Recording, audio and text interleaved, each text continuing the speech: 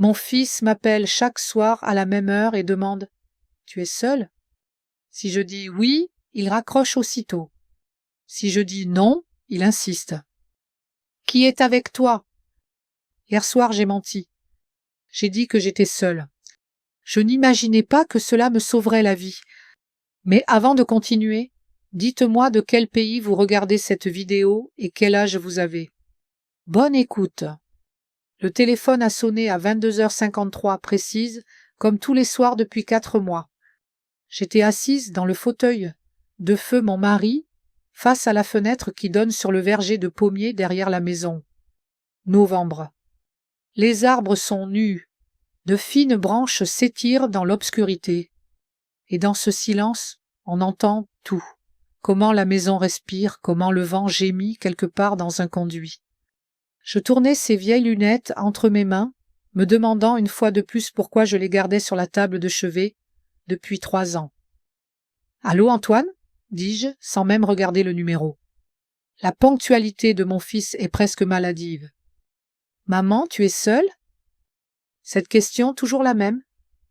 J'ai balayé du regard le salon, le vieux canapé fleuri délavé, que Michel et moi avions acheté il y a 35 ans.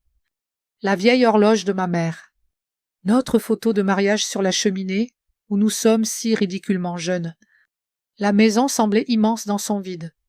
Chaque pièce résonnait de l'absence de l'homme qui, pendant tant d'années, les avait remplis de rire et de vie. « Oui », ai-je dit. « Je suis seule ?» La ligne a coupé. C'était nouveau. D'habitude, si je disais oui, il commençait une conférence de 20 minutes sur la sécurité, les portes verrouillées, la lumière dans la cour, les dangers pour une femme seule à la campagne. Il a hérité du caractère de son père, mais pas de sa chaleur. Aujourd'hui, le silence est des bips courts. J'ai reposé le téléphone, la main tremblant légèrement. À 64 ans, j'avais appris à faire confiance à mes sensations, et là, elles hurlaient que quelque chose n'allait pas. La maison grinçait et soupirait comme à son habitude, et c'est précisément pourquoi j'ai tout de suite entendu ce qui était étranger. La poignée de la porte de la cuisine a tourné. Je l'avais fermée après le dîner. Je la ferme toujours. Je me suis figée dans le fauteuil. On ne me voit pas de la cuisine à cause de la large ouverture. Dans l'entrebâillement, je ne voyais que le verre dépoli de l'entrée et une ombre qui glissait dessus. Quelqu'un essayait d'entrer. Mes pensées se sont bousculées. Le téléphone est à 50 centimètres, je peux composer le 17. Mais la patrouille, la plus proche, n'arriverait pas avant 30 minutes, avec de la chance. Le pistolet que gardait Michel est dans le coffre de la chambre. Et le code, il n'a jamais eu le temps de me l'apprendre. C'était toujours « demain », jusqu'à ce que ce demain n'existe plus. La poignée a cessé de bouger. Le silence s'est tendu comme une corde. Puis des pas sur le gravier, s'éloignant du perron. J'ai compté 5 longues minutes à l'oreille, le cœur battant dans ma poitrine, avant de me lever prudemment. J'ai atteint la cuisine, soulevé le coin du rideau, regardé dans la cour. Vide. Seul le projecteur à détecteur de mouvement près de la grange était allumé. Et c'est là que j'ai vu sur la table ce qui n'y était pas. Une enveloppe blanche non cachetée pile au centre. Du papier épais comme pour les invitations de mariage. Ni nom, ni adresse, ni cachet. J'aurais dû appeler la police. C'est ce qu'aurait fait toute personne sensée. Mais j'ai été retenu par une sorte d'obstination accumulée en 40 ans sur cette terre et, sans doute, par le son frais dans ma tête, la voix de mon fils avec son étrange insistance pressante. « Tu es seul. » J'ai ouvert l'enveloppe. À l'intérieur, une seule photo, ancienne, un peu décolorée. Notre maison, mais il y a 30 ans. Les pommiers encore jeunes et la vieille grange, celle qui avait brûlé en 99, intacte. Devant la maison, 4 personnes. Michel, beau, encore si jeune, en veste de travail. Moi, la trentaine passée, avec le petit Antoine dans les bras, et 2 inconnus, un grand homme brun et une femme au regard dur et piquant. Au dos d'une écriture inconnue, partenariat. 1993. Il y a des dettes qui n'ont pas de date de péremption. J'avais la bouche sèche. 1993, l'année où nous avons atterri ici. À l'époque, Michel était rentré à la maison, avec l'acompte pour le premier versement, disant qu'un parent éloigné était mort et lui avait laissé un héritage. Je n'avais pas douté. Nous tirions le diable par la queue, cumulant 3 emplois et rêvant de notre lopin de terre. L'argent, à l'époque, semblait être un miracle. Sauf que Michel n'avait ni oncle ni tante. Il était fils unique et ses parents étaient enfants uniques aussi. J'ai retourné la photo, scrutant les visages inconnus. L'homme tenait sa main sur l'épaule de Michel, non pas amicalement mais comme un propriétaire. La femme me regardait avec une expression que je reconnaîtrais désormais sans faute, presque du mépris. Qui sont-ils? Et pourquoi quelqu'un apporte-t-il cela maintenant, 3 ans après la mort de Michel? Le téléphone a de nouveau sonné. J'ai failli lâcher la photo. Numéro masqué. J'écoute. Ma voix est sortie plus ferme que je ne me sentais. Élise Renaud? Une voix d'homme, posée, éduquée, avec un léger accent parisien. Je m'appelle Luc Bernard, je suis avocat. Désolé pour cet appel tardif, mais j'essaie de vous joindre depuis longtemps. Votre fils intercepte mes appels. Je serrai le combiné. Qu'est-ce que vous racontez?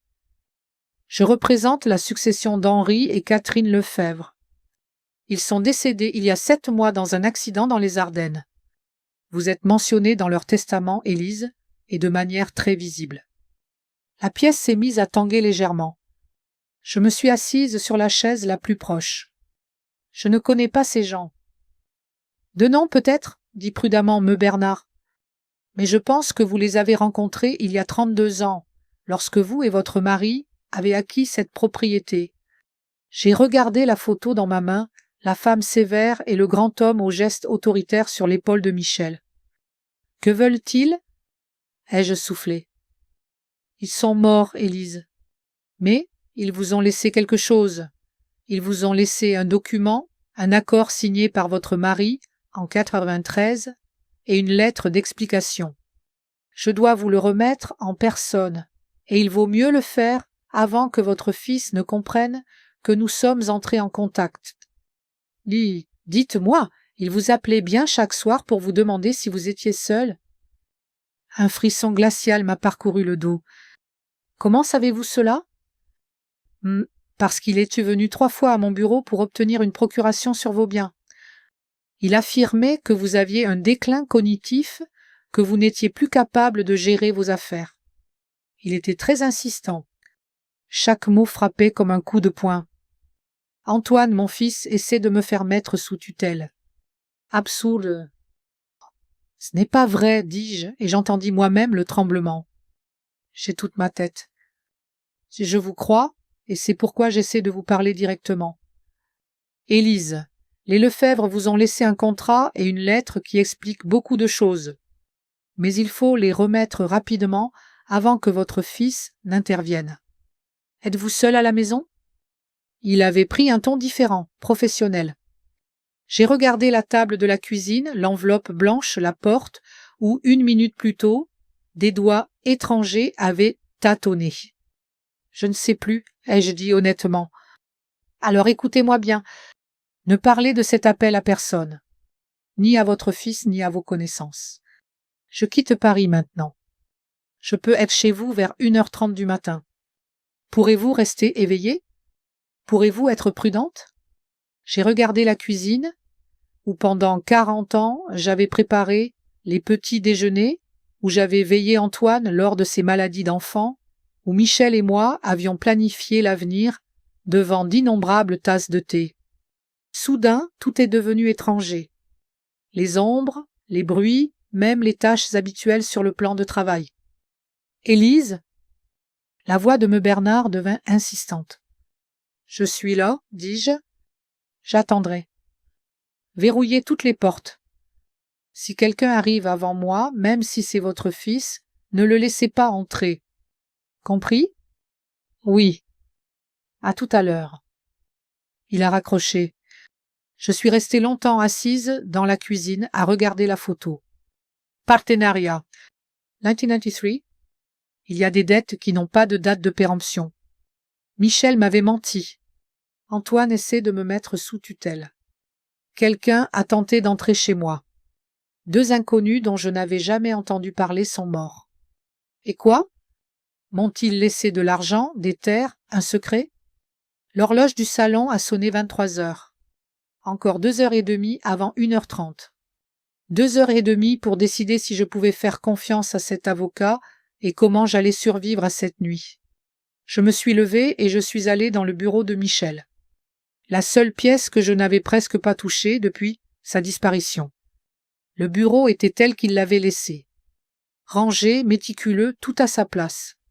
Michel était d'une pédanterie maladive. J'ai ouvert le tiroir supérieur, puis le suivant, fouillant dans de vieux manuels et des dossiers de factures. Dans le 3e, sous une pile de manuels de machines agricoles, j'ai trouvé une autre enveloppe. Le même papier épais, sans signature ni cachet. À l'intérieur, une vieille clé en laiton du type qui ouvre un coffre-fort de banque. Et un mot de l'écriture de Michel, Élise. Si tu lis ceci, c'est que je ne suis plus là. Pardonne-moi pour tout. C'est la clé du coffre 312 à la Banque nationale de Rouen. Vas-y seul. Ne le dis à personne, surtout pas à Antoine. Il ne comprend pas. Il ne doit pas. Certains secrets sont là pour protéger, pas pour blesser. Je t'aime toujours. Mes mains se sont mises à trembler plus fort. Il savait donc. Il m'avait laissé une piste. Il comprenait dans quoi il nous avait entraînés. Le téléphone a repris vie. Antoine, comme sur des roulettes, pour la 2e fois de la soirée. Et quand il demandera « Tu es seul ?» je prendrai la décision qui changera tout. Antoine m'a de nouveau appelé comme prévu et quand sa question immuable « Tu es seul ?» a retenti, je savais déjà ce que j'allais répondre. Non, dis-je calmement. Le gendarme du coin est passé, il est resté vérifier la cour. Il croit avoir vu des traces près du verger. La pause à l'autre bout du fil a été plus longue que d'habitude. Et quand mon fils a repris la parole, sa voix était différente, sèche, lourde. Très bien, maman, très bien. Reste tranquille. J'arrive tôt demain matin. Il faut qu'on parle. Parler de quoi? De l'avenir. De ce qui sera le mieux pour toi. Il a raccroché. Je regardais l'écran, la clé dans ma paume, la photo, et je comprenais que tôt demain matin sonnait comme une menace. Mais j'avais 2h30 devant moi, 2h30 pour me préparer. Je suis retournée au bureau, j'ai rangé la note de Michel dans un dossier, j'ai glissé la clé dans la poche de ma robe de chambre. Je suis allée dans la chambre, j'ai vérifié la fenêtre, les entr'ouvertes au cas où. Dans la maison, on entendait tout. J'ai grandi avec ces bruits, je sais quelle planche réagit, quel gond grince. C'est pourquoi je n'ai pas sursauté quand, en bas, la serrure de la porte d'entrée a tourné. Antoine avait une clé, bien sûr. C'est moi-même qui la lui avais donnée, au cas où. Seulement ces cas où coïncident rarement avec ce que nous avions imaginé. « Maman » appela-t-il de l'entrée. « Maman, je sais que tu es là. » La voiture est dans la cour. Je suis restée silencieuse. L'avocat m'avait dit de ne laisser entrer personne et pour la première fois depuis longtemps, j'étais contente qu'il y ait un vieux mais solide verrou sur la porte de ma chambre. Je l'ai tourné et je me suis tenue dans l'ombre. J'ai parlé à la gendarmerie. La voix de mon fils était maintenant dans la salle à manger, puis la cuisine, puis le couloir. Personne n'a été envoyé ici ce soir. Tu m'as menti. Les pas ont monté l'escalier, lents et calmes, comme ceux d'un homme qui a tout décidé. La poignée de ma porte s'est agitée. Pourquoi c'est fermé? Tu es là? Non, je vais bien, Antoine. Va-t'en.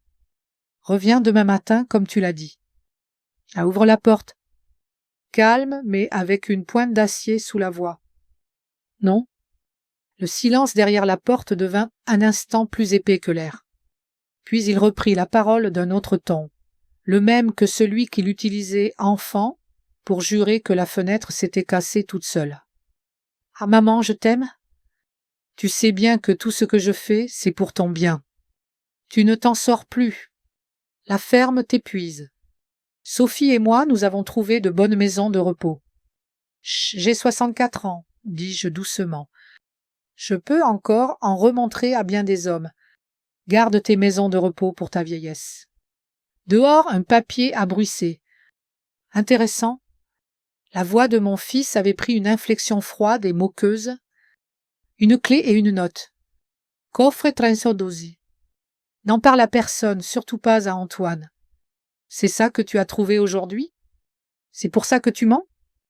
J'ai fermé les yeux. J'avais laissé la note sur le bureau en allant chercher une veste dans l'armoire. Une erreur coûteuse. C'est personnel, dis-je. Personnel? Papa est mort depuis 3 ans. S'il cachait quelque chose, il est temps de le savoir et de régler ça. Demain matin, nous irons à Rouen. Nous ouvrirons le coffre et ensuite nous parlerons sérieusement de ton avenir. Je n'irai nulle part avec toi. Tu iras, trancha-t-il. Ou demain même, je saisis le tribunal avec 3 avis médicaux qui ont déjà examiné tes symptômes. D'ici le soir, j'aurai une tutelle provisoire, et alors, ce ne sera plus toi qui choisiras. Les mots me cinglaient, les nerfs comme de l'eau glacée. Il se préparait donc. Les appels nocturnes, tu es seul. Pas de l'inquiétude, mais une constatation d'isolement pour un dossier. Tu n'en seras pas capable, dis-je, mais ma voix m'a trahi. J'en serai capable et je le ferai. Ouvre la porte, maman. Parlons en adulte. J'ai regardé l'horloge. 10h35. Encore 55 minutes avant 1h30. Pourrais-je tenir? J'ai attrapé ma robe de chambre. Donne-moi 1 minute. Je me change. Je suis en chemise de nuit. 2 minutes, dit-il, et il recula d'un demi-pas. Je l'ai entendu car la latte du plancher a cessé de gémir. Je me suis approché de la fenêtre. 2e étage. Sous la fenêtre, le vieux treillis pour les roses tient par miracle, mais il a bien tenu les buissons pendant 20 ans. Me tiendra-t-il? Je n'avais pas le choix. J'ai ouvert le battant aussi silencieusement que possible. L'air de novembre m'a mordu les joues. En bas, il faisait sombre. Quelque part, le chien du voisin aboie. Dans le couloir, la poignée de la porte s'est actionnée. « Ah, le temps est écoulé, maman, » dit Antoine, et il la secoua plus fort. J'ai passé une jambe par-dessus le rebord. « Maman !» Des pas précipités vers la porte, un coup d'épaule. Le verrou a hurlé mais a tenu. « Qu'est-ce que tu fais ?» Je n'ai pas répondu. Mes doigts ont trouvé la traverse du treillis. Le bois a gémi mais n'a pas cédé. J'ai descendu un barreau, puis un autre. En bas, la terre humide a fait un bruit sourd, et à ce moment-là, le haut du treillis s'est arraché du mur avec un craquement. J'étais déjà sur mes pieds et j'ai reculé, manquant de tomber. Au-dessus de moi, dans la fenêtre, le visage de mon fils est apparu. « Tu es devenue folle ? Reviens !» J'ai couru, non pas vers la route où il m'aurait rattrapé en voiture, mais vers le verger, dans l'obscurité entre les troncs nus. Derrière moi, ces mots ont volé dans la nuit, non pas pour moi, mais pour quelqu'un au téléphone. Oui, c'est moi. Elle s'est enfuie, elle a trouvé la note sur le coffre. Il va falloir accélérer. Nous? À qui rend-il compte? Je me suis glissé dans le sombre abri de jardin au bord du verger, je me suis collé au mur. À travers les fentes des planches, je pouvais voir la maison, les fenêtres, le chemin vers la grange. Le téléphone était resté dans la chambre. Je suis en chemise de nuit, une robe de chambre jetée à la hâte. Aux pieds, des chaussons chauds. Ce serait drôle si ce n'était pas si effrayant. Dans la cour, une autre voiture est arrivée lentement. Une berline soignée. Une femme grande et élégante en manteau coûteux en est sortie. Sophie. Elle s'est dirigée vers la maison comme si elle était chez elle, et Antoine l'a accueillie sur le perron. Il parlait brièvement, rapidement, et on voyait à l'œil nu qu'il ne se disputait pas, il planifiait. Je me suis enfoncé davantage dans l'ombre, sentant mes doigts gelés. Pendant 40 ans, cette maison avait été mon refuge. Aujourd'hui, elle était devenue un piège. Des phares au loin. Encore une voiture. Une Mercedes argentée. Mon cœur a raté un battement. Luc Bernard est sorti de derrière le volant avec une mallette en cuir. Il a balayé la cour du regard, les 2 autres voitures, les visages sur le perron, et quelque chose sur son visage s'est durci. Il est devenu plus sévère. Il s'est approché du perron. Antoine lui a barré l'entrée. Me Bernard a montré une carte. Sophie s'est agitée, gesticulant, disant quelque chose de sec. Alors Luc a sorti un papier de sa mallette, l'a tendu à Antoine, a dit quelques phrases rapides et s'est éloigné. Il est monté dans sa voiture et n'est pas parti. Il a coupé le moteur et est resté attendre sur le bas-côté. Dans la maison, toutes les lumières se sont allumées, comme sur une scène. Il me cherchait. Jusqu'à la voiture de Luc, il y avait 50 mètres de cour à découvert. Antoine s'est posté à la fenêtre donnant sur le verger. Impossible de passer. Le téléphone dans la maison s'est mis à sonner. 1 fois, 2 fois, 3 fois, puis s'est tu. Pendant 1 seconde, tout est devenu si silencieux que j'entendais ma propre respiration. Puis, immédiatement, une détonation sourde au cœur de la maison, et la lumière s'est éteinte partout d'un coup. Quelqu'un avait coupé le courant. Dans l'obscurité, des faisceaux de lampes de poche ont jailli. La voix de Sophie s'est élevée, nerveuse, aiguë. C'était ma chance. Peut-être la seule? J'ai couru sur l'herbe gelée, qui ne craquait pas sous les chaussons. Derrière moi, j'ai entendu le cri d'Antoine, la voix plus aiguë de Sophie, les faisceaux des lampes de poche zigzagant entre les troncs. Mais j'avais déjà ouvert la portière de la Mercedes, je m'étais affalé sur le siège passager et j'avais dit d'une voix rauque « Partez !» Maintenant. Luc n'a même pas posé de questions. Le moteur a rugi, le gravier a giclé sous les roues. La maison et ses pommiers nus se sont retirés dans l'obscurité. Et ce n'est que dans le rétroviseur que j'ai eu le temps de voir mon fils se précipiter sur le perron et se lancer à notre poursuite. Et à côté de lui, un homme aux cheveux poivre et sel et aux yeux étrangers. Celui dont j'ignorais encore le nom hier. « Tenez bon, dit Luc. La suite, rapidement et très prudemment. Et là, quelque chose a cliqué dans ma tête. S'ils n'ont pas coupé la lumière, c'est qu'il n'est pas la dernière surprise de la soirée. Et il nous faudra encore retourner là où je m'étais juré de ne pas revenir ce soir. » Devant, après le virage, les phares d'une autre voiture nous attendaient déjà. Luc m'a jeté un regard bref, professionnel, calme, a attrapé un plaid en laine sur la banquette arrière. « Couvrez-vous et appelez la gendarmerie. Signalez l'intrusion. Votre fils a utilisé la clé, sans votre accord aujourd'hui, vous a enfermé dans la chambre et a commencé à fouiller. Ce n'est plus une conversation familiale. »« Il a une clé ?» ai-je réussi à articuler. « Il avait, corrigea-t-il. Il n'y avait pas d'accord pour une visite nocturne. Signalez-le. » J'ai composé le 17. Le gendarme de service était somnolent mais écoutait. J'ai énoncé les faits en m'efforçant de garder une voix égale. Intrusion, menace de mise sous tutelle, risque d'incendie. Le commandant Mercier m'a rappelé quelques minutes plus tard, a noté l'adresse, m'a demandé s'il fallait envoyer une patrouille. Je suis en sécurité avec un ami. Je vous demande de consigner les faits. Je déposerai plainte demain. Et c'est Antoine qui fait des siennes ? Demanda-t-il d'un ton un peu trop familier. Ne contentez-vous de consigner, commandant, dis-je, et j'ai raccroché. Nous avons roulé en silence. Je connaissais la route vers Rouen. Rares lampadaires, champs noircis par la nuit, rares camions. Au bout d'une demi-heure, Luc s'est arrêté à un relais routier ouvert 24h24. Brillance de l'aluminium, néon, odeur éternelle de café et de frites. Ici, il y a des caméras et des gens, dit-il. Parlons à la lumière.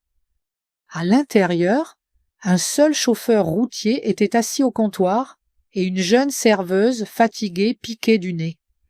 Nous avons pris la banquette du fond. Luc a commandé 2 cafés, a attendu que la fille s'éloigne et a posé un dossier épais sur la table. Avant de vous montrer, je vous explique. Henri et Catherine Lefebvre sont morts il y a 6 mois.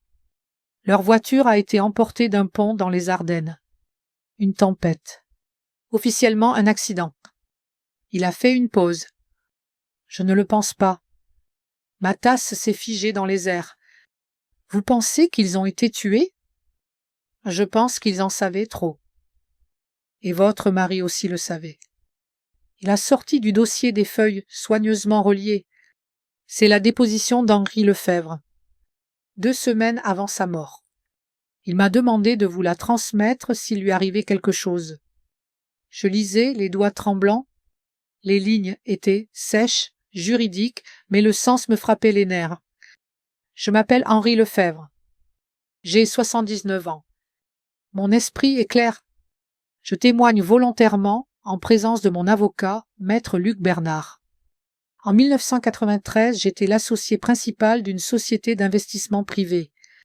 Nous faisions du capital risque, mais il y avait aussi des transactions irrégulières, de l'argent provenant de sources qui préféraient l'ombre. Michel Renaud travaillait pour moi comme comptable. Intelligent, méticuleux, fiable, c'est ce que je pensais. Au printemps 1993, Renaud a découvert que je faisais transiter par l'entreprise des fonds occultes pour une certaine structure. Sur 2 ans, environ 5 millions d'euros en valeur actuelle, blanchis par des investissements légaux. Il est venu me voir avec des preuves. Je m'attendais à ce qu'il aille à la police. Au lieu de cela, il m'a proposé un marché. Il voulait disparaître. Il voulait emmener sa femme et son jeune fils loin de Paris et vivre honnêtement.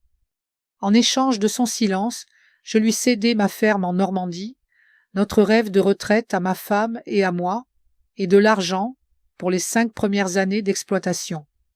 Et il emportait les preuves avec lui comme assurance. Je n'avais pas le choix. J'ai accepté. Michel était un homme honnête que les circonstances avaient forcé à jouer malhonnêtement pour protéger sa famille. Il ne savait pas et ne pouvait pas savoir que les gens avec qui je m'étais lié n'oublient pas et ne pardonnent pas.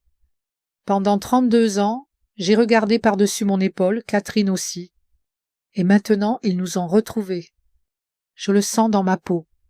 Si vous lisez ceci, Élise, c'est que je suis mort. Et Michel n'est plus là non plus. Ce n'est pas une coïncidence. J'ai retiré mes mains du papier, car mes doigts tremblaient tellement que les lignes devenaient floues. Luc restait silencieux, ne me pressait pas. Dans ma tête, un mot résonnait sourdement, accéléré. Et le long « demain » que Michel avait repoussé avec le coffre-fort devenait soudain compréhensible. Vous pensez? Ma voix s'est brisée. Je me suis éclairci la gorge. Vous pensez qu'on a aidé Michel à mourir? Oui, le diagnostic était réel, dit doucement Luc. Mais il existe des médicaments qui accélèrent la dégradation cellulaire. Tout ressemble à une évolution naturelle de la maladie. Difficile à détecter, surtout si le patient est déjà condamné. Quand quelqu'un commence à remuer de vieux dossiers, de vieux noms, il y a toujours un risque qu'il se souvienne aussi du comptable qui a disparu avec les papiers. Je n'exclus pas que la mort des Lefebvre et la fin rapide de Michel soient les maillons d'une même chaîne. Je pensais aux derniers mois, à la rapidité avec laquelle il s'était éteint, à l'étonnement des médecins devant cette vitesse et à son soupir de soulagement à la fin, comme s'il avait évité quelque chose de pire. Il savait. Il sentait qu'ils avaient retrouvé notre trace. C'est pourquoi il y avait cette note, cette clé. Il essayait de me laisser une piste. Qu'y a-t-il dans le coffre? Demandai-je en désignant le dossier. Je pense que c'est le début de la pelote. Des instructions. Mais voici ce qui est important, tout de suite. Luc tourna les pages et sortit un autre document. Le testament des Lefebvre. Ils vous ont tout laissé. La maison dans les Ardennes.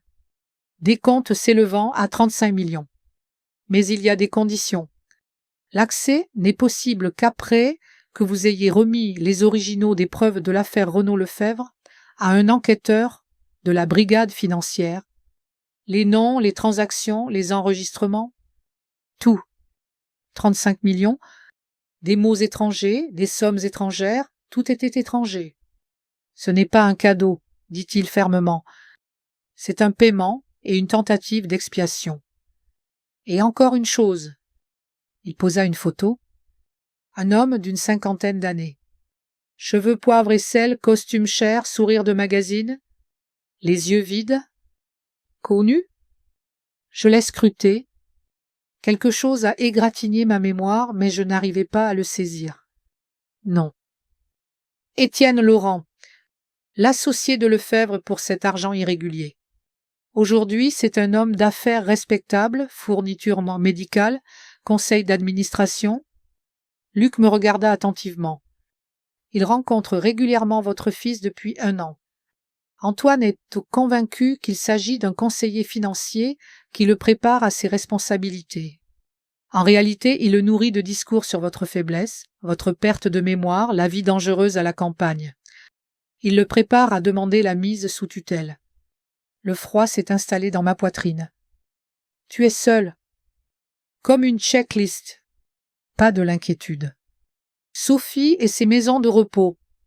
Le puzzle s'assemblait de manière écœurante et trop parfaite. Comment savez-vous tout cela?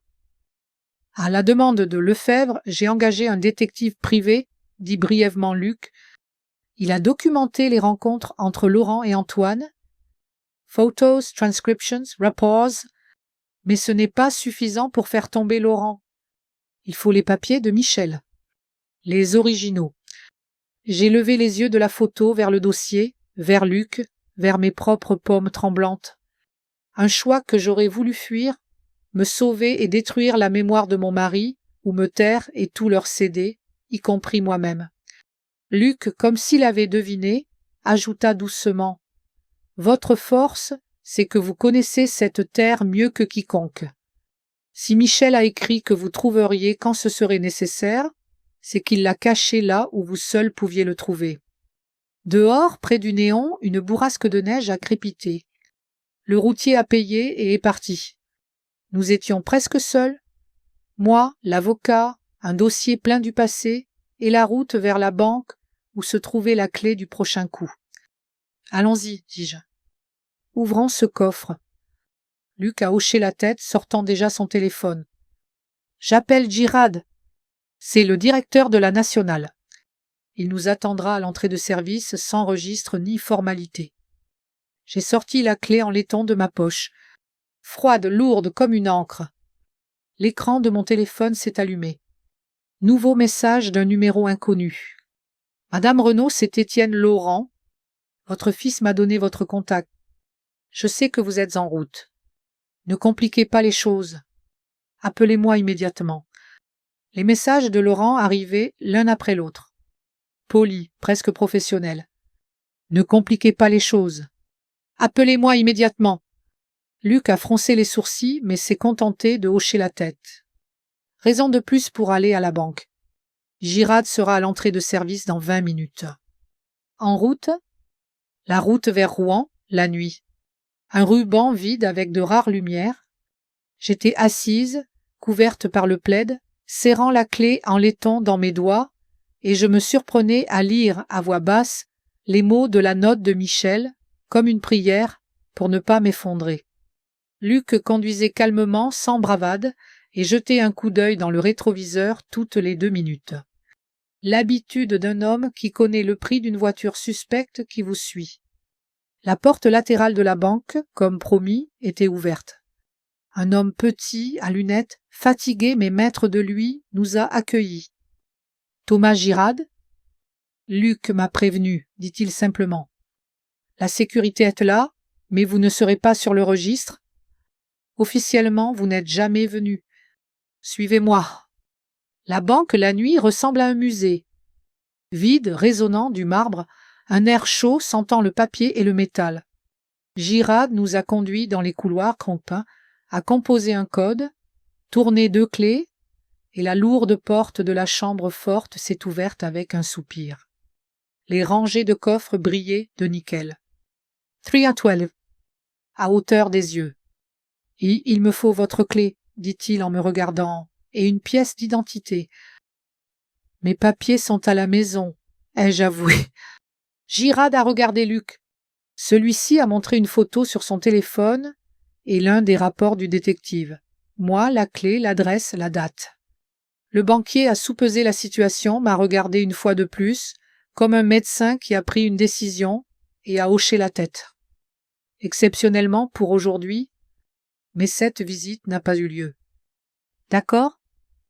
D'accord.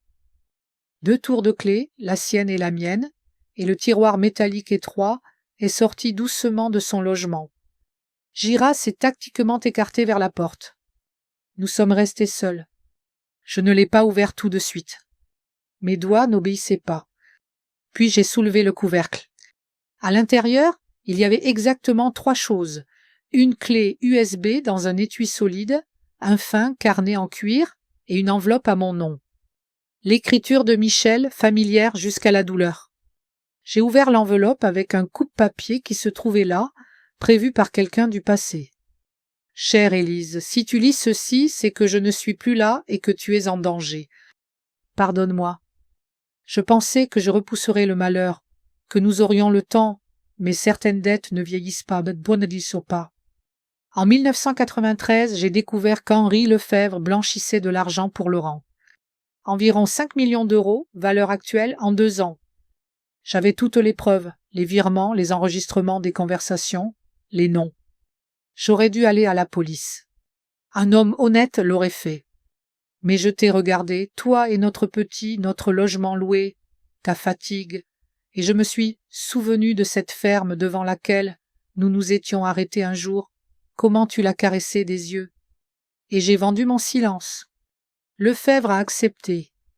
Il n'avait pas le choix. Laurent n'était pas au courant de l'accord. Pendant 32 ans, j'ai tout caché. La clé USB est une copie. C'est suffisant pour intéresser la brigade financière. Le carnet est mon journal. Il indique où chercher les originaux.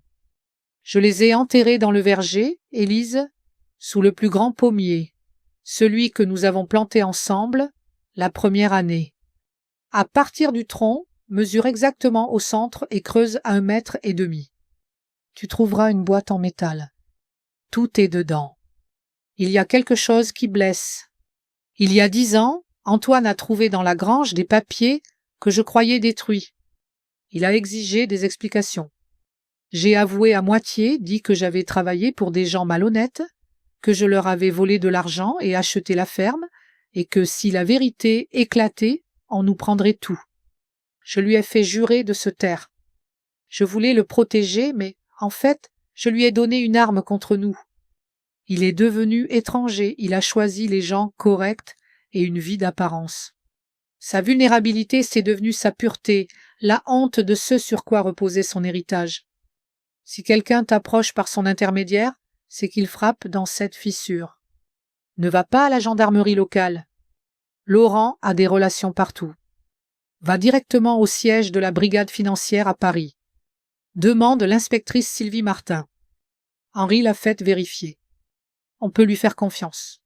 Je te laisse face à un choix impossible. Détruire mon image aux yeux de notre fils ou te mettre en danger. Je n'ai pas le droit de te dire quoi faire. J'ai seulement le droit de t'aimer et de te demander pardon. Tu es plus forte que tu ne le crois. Tu auras l'intelligence et la force d'aller jusqu'au bout. Ton Michel, les lettres dansaient.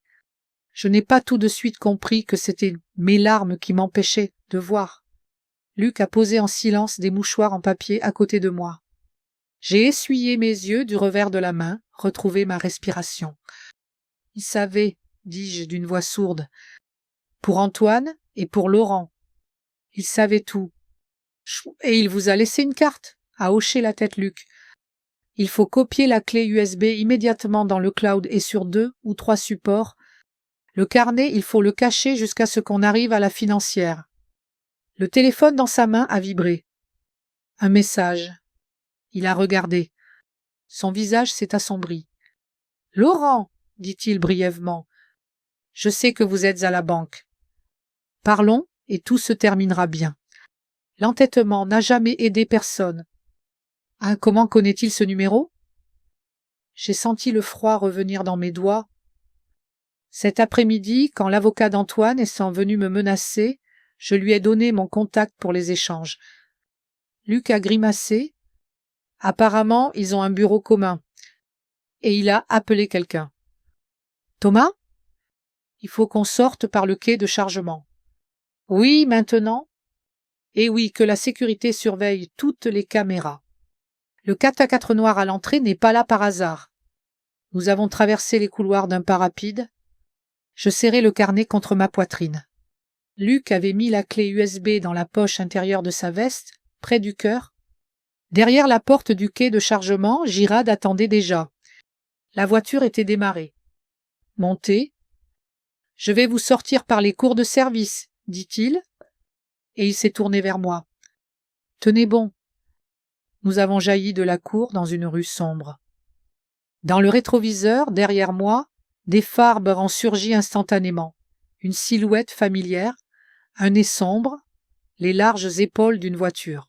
« Hein, il nous colle, constata calmement Girad. Un gros calibre, on dirait un SUV. Le téléphone dans mes mains a de nouveau clignoté. Nouveau message. Élise, c'est Laurent. Ne faites pas de bêtises.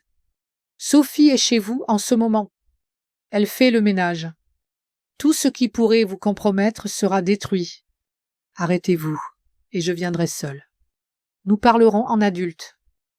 Il brûle ma maison, ai-je expiré. Il brûle ma vie. Si c'est un crime avéré, dit durement Luc. Mais il s'en moque.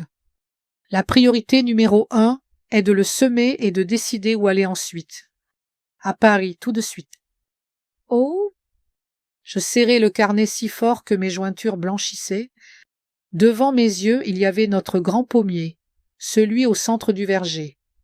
S'ils mettent le feu à la maison, puis retournent le terrain au bulldozer sous prétexte de réparation, avant l'aube, avant l'ordonnance de tutelle, les originaux disparaîtront dans la terre avec ma seule chance.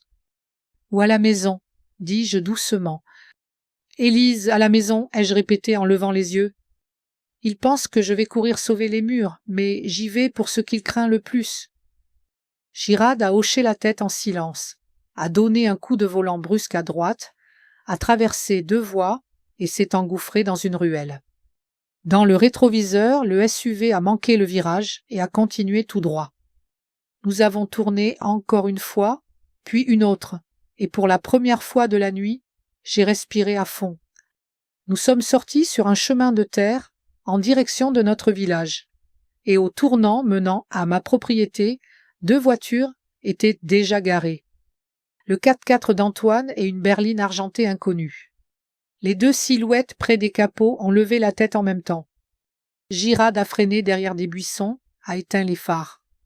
Dans l'obscurité sur le chemin, 2 voitures se faisaient 9 faces, le 4x4 d'Antoine et la berline argentée de l'inconnu. Près des capots, 2 hommes. L'un mon fils, l'autre grand, cheveux poivre et sel, manteau cher, Laurent. On va contourner par le champ, dit brièvement Girad, et, sans attendre de réponse, il fit marche arrière, vira à gauche, plongea dans le fossé, et, faisant grincer la suspension, fit passer la BMW le long de la lisière du bois. 1 minute plus tard, nous étions derrière la grange, cachés de la maison. Dès la première seconde, une odeur de brûlé m'a frappé le nez. J'ai regardé par une fente entre les planches. De ma fenêtre, au 2e étage, de la fumée sortait. Des langues oranges rampaient sous le cadre. Sophie est à l'intérieur ? Ai-je soufflé. Elle fait le ménage.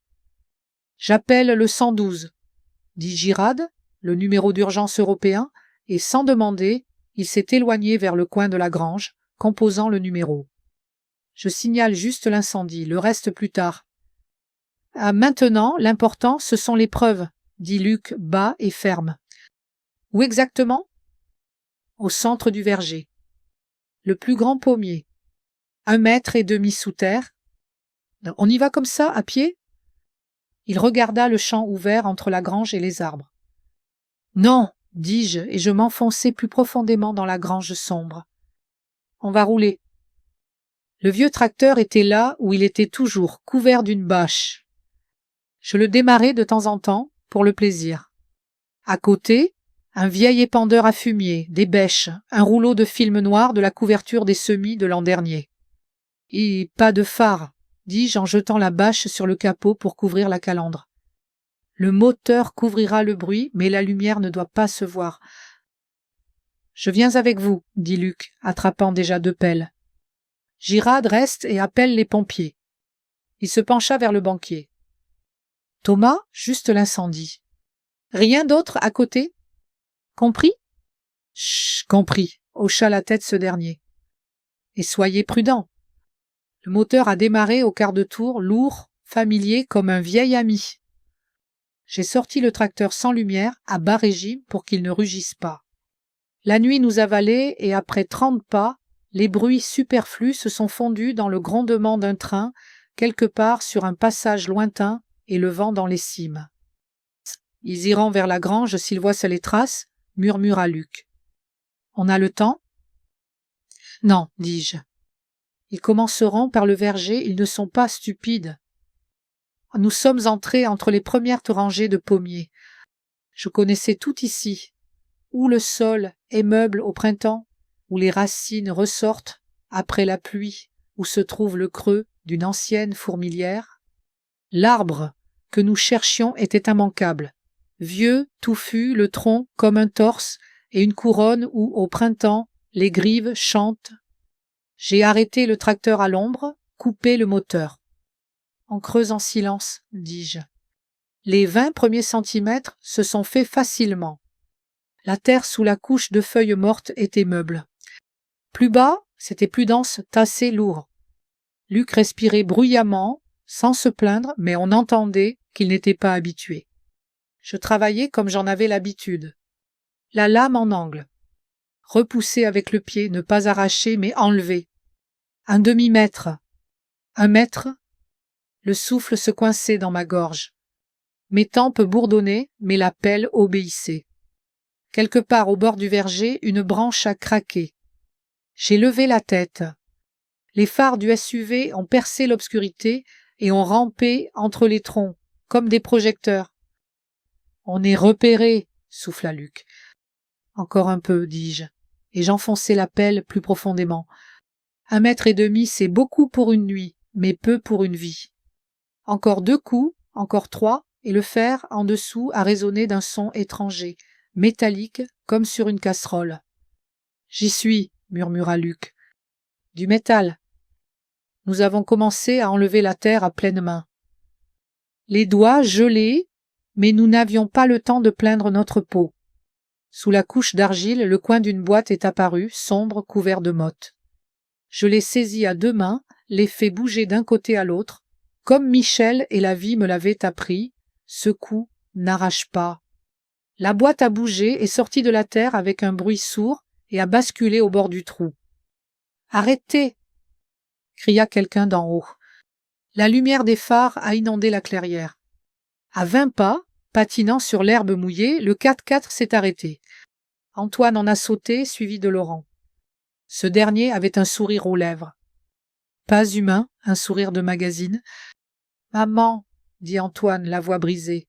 « Arrête ! Ne touche pas à ça !» Je me suis relevé du trou. La terre collait à mes genoux, ma tête tournait, et c'était comme si mon souffle renaissait. « J'y ai déjà touché, dis-je calmement, et je ne lâcherai pas. »« Tu ne comprends pas, dit-il avec insistance. C'est sale. Papa a volé. Il a fait du chantage. Il nous protégeait. L'ai-je interrompu? Il nous a choisis quand le monde se serait choisi lui-même. Et il a payé pendant 30 ans. Mais toi, tu as choisi les apparences, pour que ce soit propre, respectable, pour que ça ne sente pas mauvais. Laurent s'avança nonchalamment, comme en promenade sans me quitter des yeux. Et Madame Renaud, sa voix veloutée coupait plus froid que n'importe quel couteau. Évitons les grands mots. Vous avez perdu. Donnez-moi la boîte, et tout se terminera tranquillement et dignement. On vous laissera la maison. Votre fils est à vos côtés. Vous ne voulez pas de scandale, n'est-ce pas?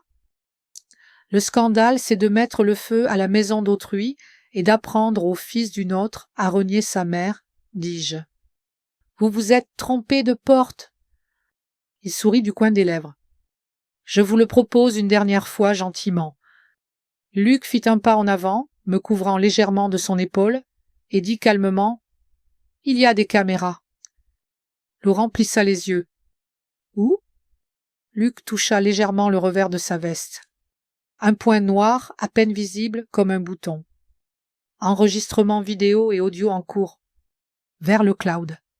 S'il nous arrive quelque chose, la brigade financière recevra tout. Je regardais Luc. Je n'étais pas au courant pour la caméra et à la seconde même j'ai compris. Heureusement que je ne le savais pas, sinon je n'aurais pas parlé avec autant d'assurance. Laurent cessa de sourire. Ses yeux restèrent polis, mais son visage devint de verre. « Vous surestimez vos assurances, dit-il, et il tourna la tête vers Antoine. Il prend la boîte. Antoine ne bougea pas, il me regardait, et je voyais qu'une bataille se livrait en lui, de celles qui se terminent rarement en faveur de la conscience. « Chut, Antoine, dis-je doucement sans le quitter des yeux. Il y a une lettre pour toi dans le coffre. Lis-la avant de faire ton choix. C'est la seule chose que je te demande. »« Chut, elle ment, lança brusquement Laurent. Il n'y a pas de lettre. C'est juste de l'hystérie. Prends la boîte. »« Assez, » dit Luc si fort que même moi j'ai senti quelque chose claquer à l'intérieur. Un mot de plus et j'appelle l'inspectrice Martin tout de suite. Et les pompiers sont déjà en route.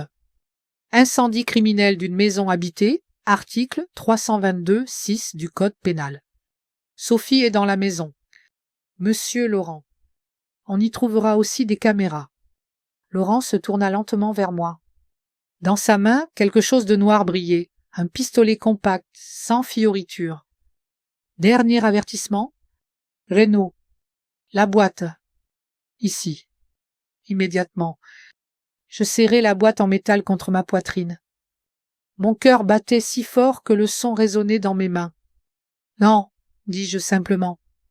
Quelque part, au loin, sur la route, une sirène a hurlé, fine comme un fil, et comme en réponse, Sophie était sortie de la maison, en courant, toussant à cause de la fumée, criant quelque chose à Antoine.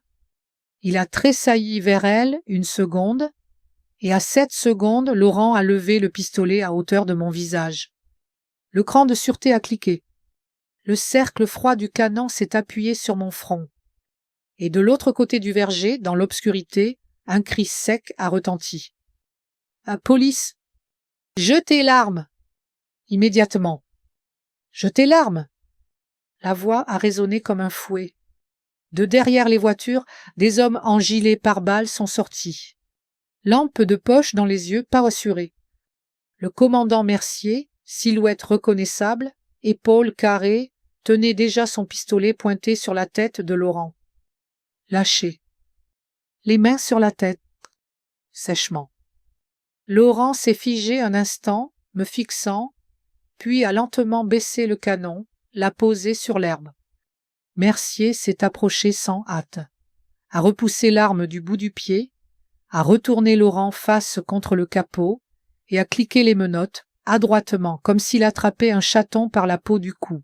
« Étienne Laurent, vous êtes en état d'arrestation pour tentative d'homicide, menace de mort et complicité d'incendie criminel sans... » dit-il sèchement, regardant au loin, sans jouer la comédie. « Vos droits vous seront signifiés. Article 63.1, vous connaissez. En route. » Chut. Mes genoux ont flanché et je me suis laissé tomber sur le sol, serrant la boîte en métal contre moi. Mon cœur battait dans mes doigts, dans mes tempes, dans ma gorge. À côté de moi, Antoine s'est effondré à genoux. Son visage était trempé comme celui d'un gamin sous la pluie. « Maman, pardon. Les mots se brisaient comme des branches sèches. « Tu as fait le bon choix, ai-je réussi à dire, et j'ai été moi-même surprise de la fermeté de ma voix. Au dernier moment, mais tu l'as fait. C'est ça qui est important. » Luc m'a tendu la main, m'a aidé à me relever. Le verger vivait déjà une autre vie. Des cris « Attention !» Le bruissement des vestes, des communications radio. De la maison, on a sorti Sophie, toussante. Son manteau couvert de suie, le regard au sol, les lèvres pincées. On lui a passé les menottes. Elle n'a pas levé les yeux vers moi. Du côté de la route, de nouvelles sirènes se sont approchées, les pompiers cette fois. La lumière rouge a transpercé les pommiers, quelqu'un a crié « Lance !» et le tuyau a frappé la fenêtre de ma chambre, qui était déjà en flammes. Une autre voiture est arrivée, noire, discrète, mais reconnaissable au premier coup d'œil. Pas une voiture pour les routes de campagne. Une femme d'une 40aine d'années, veste sombre, carte professionnelle en sautoir. « Inspectrice Martin, brigade financière », se présenta-t-elle clairement, sans arrogance. J'ai été appelée par la banque et par le commandant Mercier. « C'est vous qui avez la boîte. »« C'est moi, » dis-je, et après avoir soutenu le regard de Luc une fraction de seconde, je lui ai tendu le lourd objet métallique. Il y a des virements, des enregistrements, des noms. 30 ans. L'inspectrice Martin l'a pris avec précaution, comme on prendrait un enfant. Cela fait 2 ans que nous travaillons sur le réseau de Laurent, dit-elle brièvement. Si c'est ce que vous dites, nous avons une chance de les fermer définitivement. Merci. Elle a fait un signe aux agents. Ils ont emporté la boîte vers la voiture. L'inspectrice Martin s'est tournée vers moi. Demain après-midi. Paris, quai des Orfèvres. Déposition protocole. Vous tiendrez le coup? Je tiendrai, ai-je hoché la tête. Je serai sur pied dès le matin. Luc a posé une main sur mon épaule, chaude, calme, et s'est écarté vers Mercier, lui parlant de quelque chose. Pendant ce temps, les pompiers noyaient ma maison sous un jet blanc et dur, et pour la première fois de la nuit, je me suis permis de simplement rester là et de regarder. Antoine s'est relevé, a joint les doigts, comme à un examen. « La lettre, dis-je doucement. Dans le coffre? Pour toi. Lis-la avant de décider qui tu veux être. Je ne le mérite pas. Il s'est détourné comme de la lumière. On ne mérite que par ses actes, ai-je répondu. Bien si tu choisis la cupidité et la manipulation, ne reviens pas.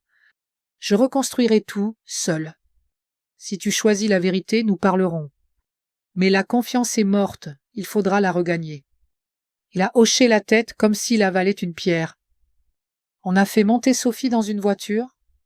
Laurent était déjà dans une autre. Vitre fermée, visage de pierre. Mercier a dit quelque chose de bref dans sa radio, nous a regardés. On enquête sur place, le reste demain. J'ai fait un pas vers le vieux pommier, vers la blessure noire dans la terre que nous avions nous-mêmes creusée cette nuit, et j'ai posé un instant la main sur le bord humide. Dans ma tête, la voix de Michel a résonné, pas même des mots, mais sa douceur têtue habituelle. Tu y arriveras. J'ai inspiré profondément. J'y arriverai. L'inspectrice Martin s'est approchée à nouveau. Élise, tout est enregistré. Vous avez été formidable. La nuit n'est pas finie. On vous ramène en ville où vous restez sous surveillance. J'ai regardé la maison fumante, le verger, mon fils perdu, tremblant, mais qui s'était tout de même interposé entre le pistolet et moi, et j'ai dit « Je viens. Je dois signer ce qui peut l'être chez vous dès maintenant. Et demain matin, je reviens ici. » Elle a hoché brièvement la tête. « Préparez-vous. » J'ai tiré sur mes épaules le plaid qui était resté dans la Mercedes, et soudain, je me suis rendu compte que le froid avait reculé. Apparemment, quand le cœur revient à sa place, le corps se souvient comment respirer. Alors que Luc et moi montions dans la voiture de la police, le téléphone dans ma poche a vibré avec un nouveau message. Numéro inconnu, texte court. Il n'a pas tout caché sous le pommier. Cherche là où la maison est devenue la vôtre pour la première fois. Luc et moi sommes partis dans la voiture de la police. Le plaid sur les épaules. Le carnet de Michel dans mon sac. Luc avait déjà remis la clé USB à l'inspectrice Martin contre un reçu. J'avais la tête qui bourdonnait comme après un vent violent.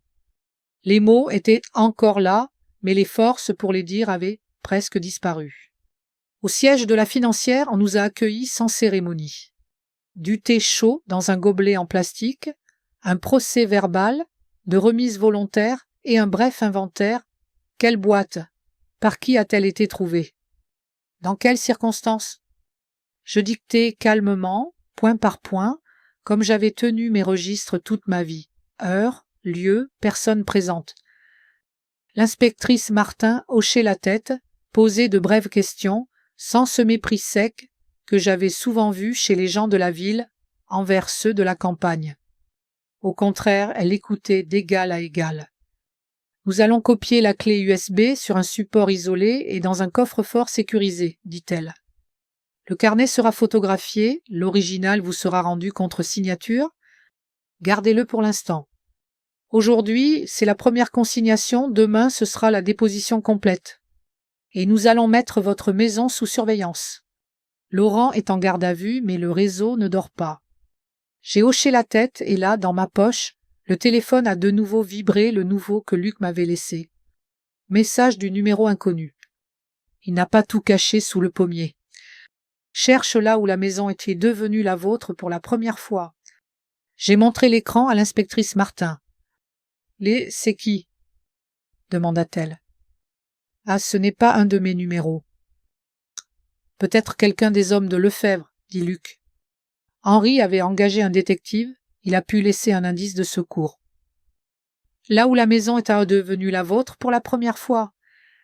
Et je répétais à voix haute, et j'ai senti quelque chose se déclencher en moi. L'entrée. Nous avons signé la vente de la propriété là-bas, en 93 sur la vieille table en chêne. Je me souviens des gâteaux.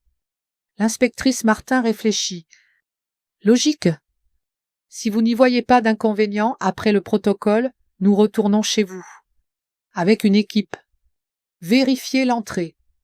Peut-être un support de sauvegarde ou un enregistrement de conversation. Toute deuxième copie vaut de l'or en ce moment. Ah, allons-y, dis-je, avant que les pompiers ne détrempent la maison jusqu'aux fondations.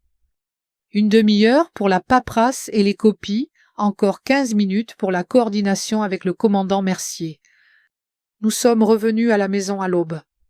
Cette grisaille, où les coqs se taisent encore, mais où la fumée monte déjà en filets droits. Les pompiers pompaient eau. La fenêtre de ma chambre était un œil noir, mais le toit était intact. L'odeur de suie s'infiltrait dans la peau dès qu'on sortait.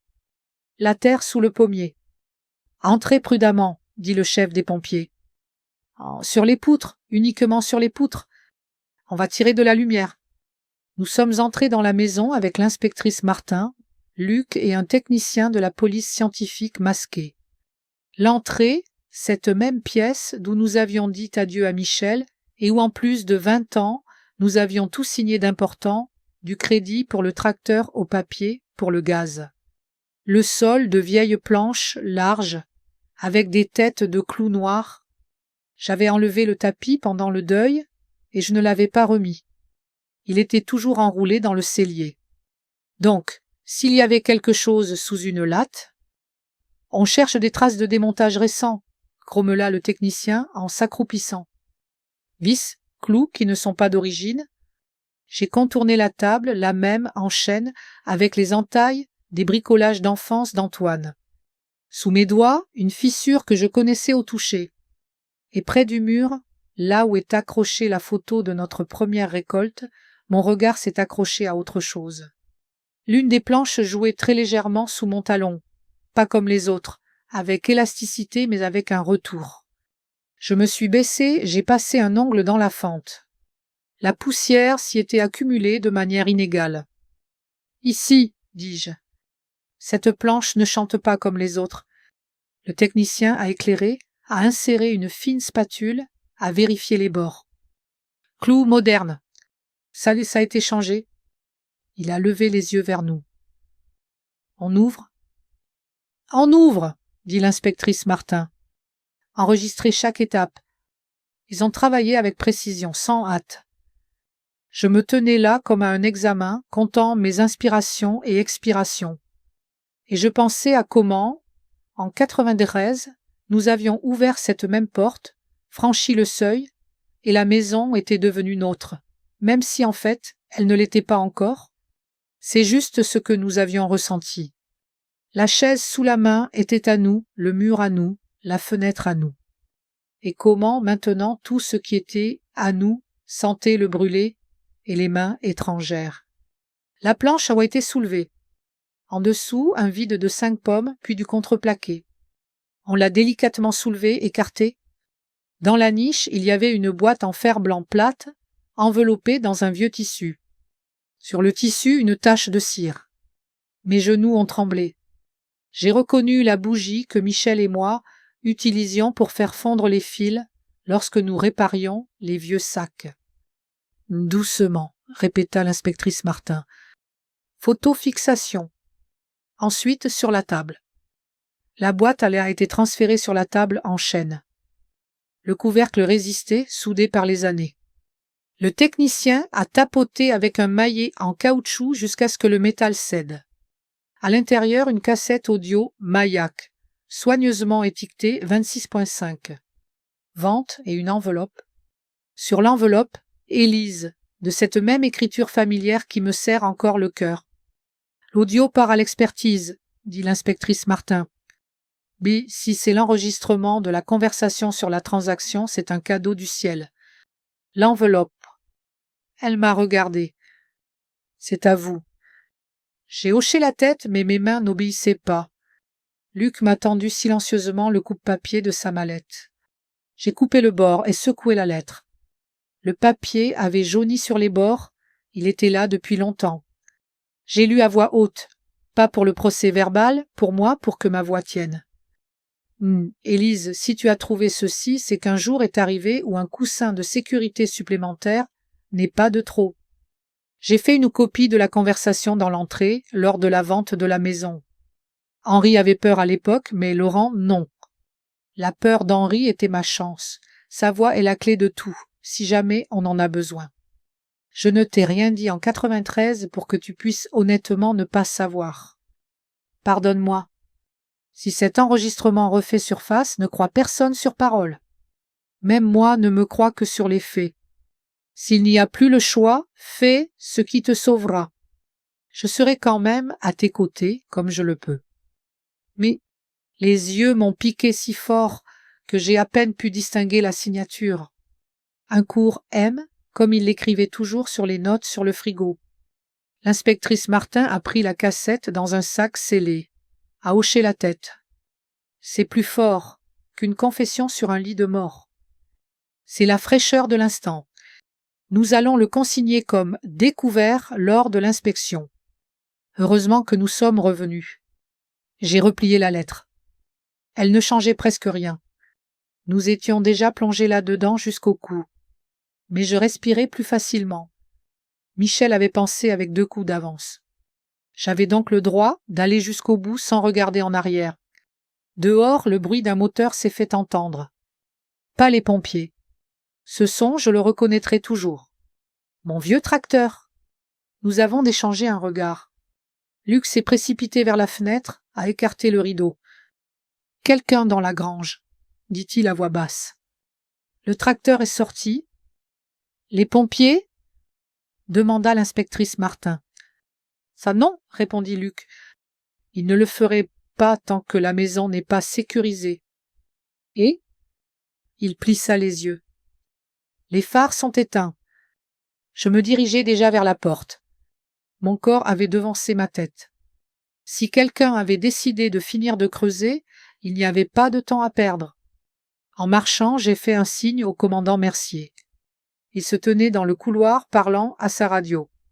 Il m'a répondu d'un signe de tête, a fait signe à 2 de ses hommes. Nous sommes sortis sur le perron. Près du verger, dans l'ouverture noire entre les arbres, la masse sombre du tracteur bougeait. Lentement, au ralenti, sans lumière.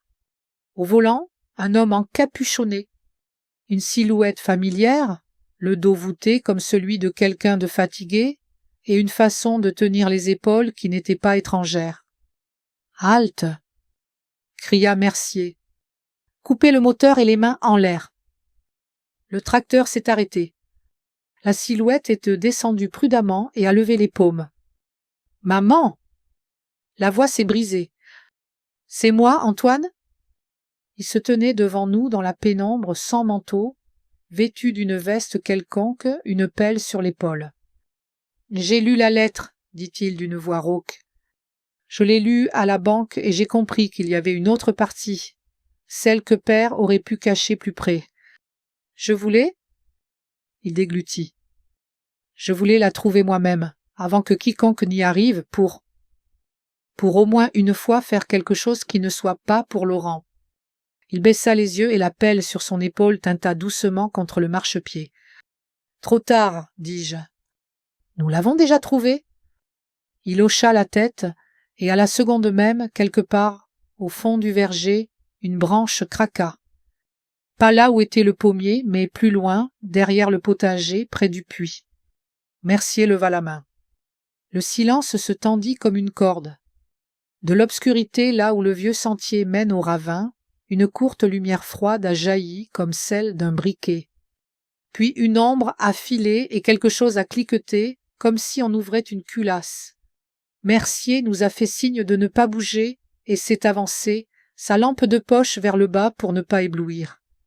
Le deuxième agent est parti en contournant vers le puits. Je me tenais à côté de Luc, j'entendais la respiration d'Antoine s'emballer, non pas à cause de la course, mais à cause de ce moment où la conscience vous rattrape plus vite que vos jambes. « Sortez !» lança brièvement le commandant dans l'obscurité. « Jetez l'arme !» Là, près du sentier qui mène au ravin, une silhouette a vacillé. Capuche, gants, un sac sur l'épaule et ce cliquetis caractéristique. Mercier n'a pas insisté. « Couchez !»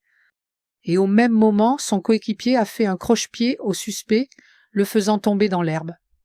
Ils se sont battus 1 minute, pas plus. Ils nous l'ont amené, un type costaud, la gueule en brique, les yeux vides.